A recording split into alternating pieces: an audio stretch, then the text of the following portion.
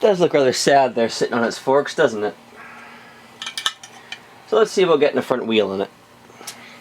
So we have our headlight ears, the chrome rings. Actually pretty decent, I think. We have our two chrome collars that cover the lower triple clamp. Can't quite remember how those go back on, so that'll be fun. And of course we have our speedo drive. And over in the corner we have our front wheel. First things first though, we need to get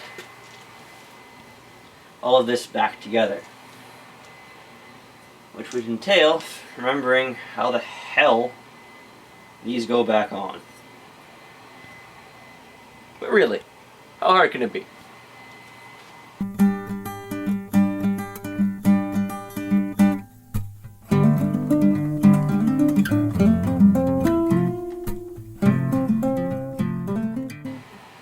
May have to have a look at the parts fiche on this one. Having now consulted the parts fiche, always a good thing to do that. It seems there's a rubber piece here that sits on top of the chrome ring, which is then what this sits on, if you actually had the right ear. Be this one. I don't know what. No, I had it right the first time. This one.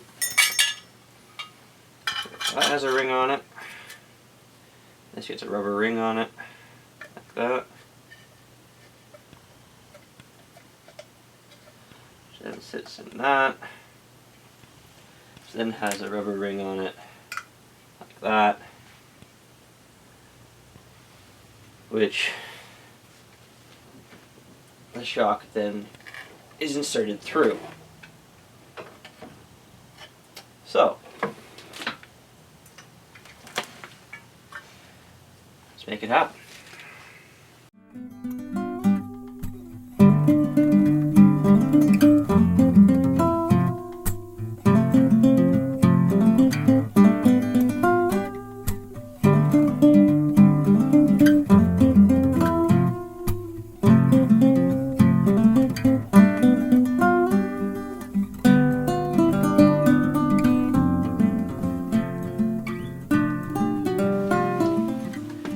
So a common issue with the tapered roller bearings that I've installed in the steering head is that they're ever so slightly thicker than the original ball bearings. So what results because of that is that once the top triple clamps put on, the headlight ears don't tighten down, they remain quite floppy and don't stay in position.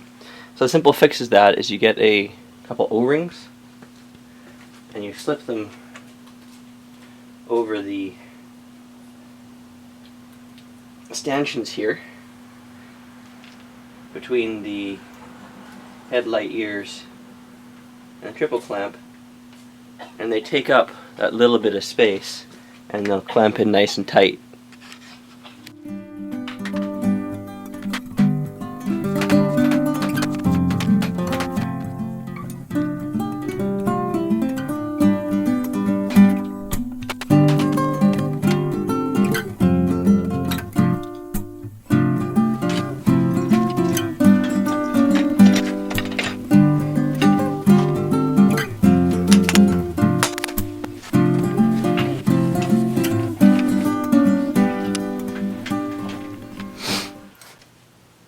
And now for something completely different. A rear wheel. Except this time it's not bent. So, I've already shown you how to beat the bearings out of these things, so I'm not going to explain it all again. I'm just going to do it.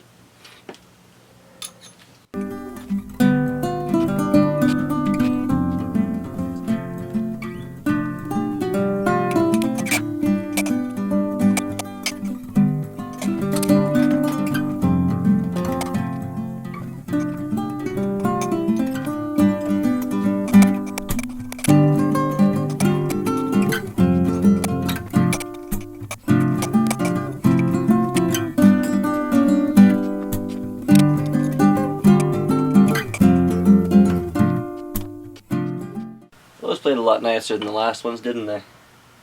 And again, maybe practice just makes perfect. So now we'll tap in the new ones. The old ones didn't actually seem bad. Maybe they replaced at some point, but I already had the new ones. The new ones are sealed, lubricated for life. So you may as well use them since I already got them. So let's tap these in, shall we?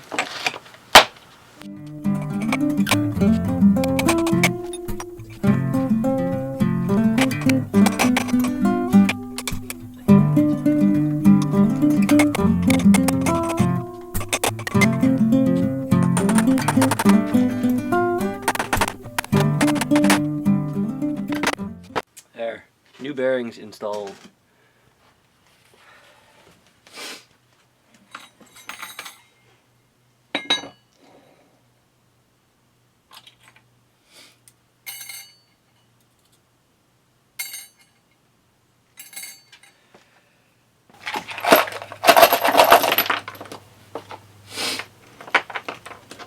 Trick on these projects after all this time is remembering how it all goes back together.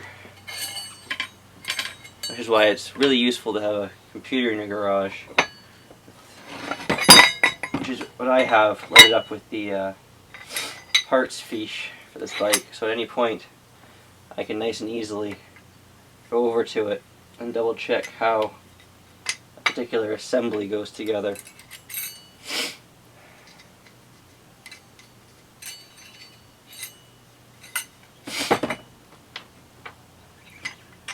I mean, some of them, like this rear hub, is pretty obvious. It'll only fit together, really, one way.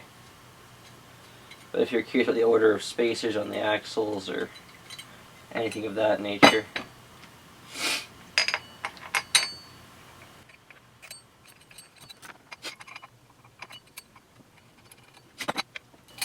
rear sprockets are not something I usually reuse, or would recommend reusing. But this one honestly looks pretty close to brand new. I think it was replaced not long where the bike was parked. There's no hooking, there's really no wear, the teeth are still square. I see no reason to replace good parts.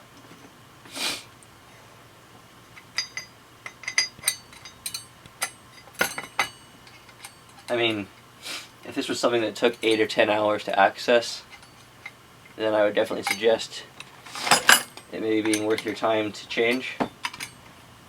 But since the rear sprocket is something that's fairly easy to get to, you know, an afternoon in the shade with a couple beverages, and you can have it changed out.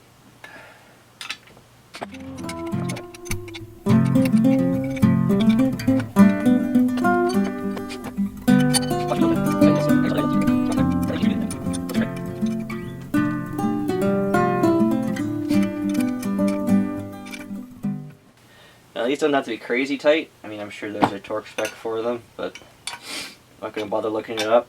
Not because it's not necessarily important, but it's not in this case. They've got locking tabs on them.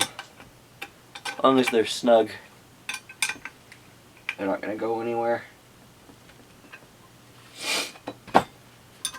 You don't want them loose, like the ones on the front brake discs were. Go back to my front wheel video, you'll see those just, when I bent the tabs back, they were just finger tight. They came off. That's no good. That's too loose.